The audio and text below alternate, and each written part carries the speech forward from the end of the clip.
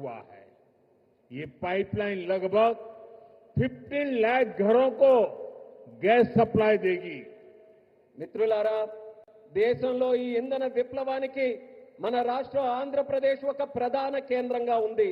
మన ముఖ్యమంత్రి వర్యులు చంద్రబాబు నాయుడు గారి నేతృత్వంలో ఈ రోజు శ్రీకాకుళం నుంచి అంగుల్ వరకు సహజ వాయువు పైప్ లైన్ ప్రాజెక్టు ప్రారంభించబడింది. ఈ పైప్ లైన్ సుమారు 15 లక్షల ఇళ్లకు గ్యాస్ సరఫరా కూడా చేయబడుతుంది. आज चित्तूर में एलपीजी बॉटलिंग प्लांट शुरू हुआ है। ये प्लांट रोजाना 20,000 सिलेंडर भरने की क्षमता रखता है।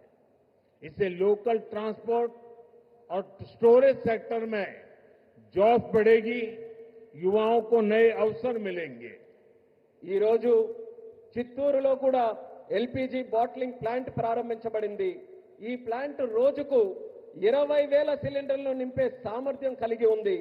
ఇది స్థానిక రవాణా మరియు స్టోరేజ్ రంగంలో ఉద్యోగాలను పెంచుతుంది మరియు యువతకి మరిన్ని కొత్త అవకాశాలు కూడా కల్పించే బాధ్యత తీసుకుంటుంది.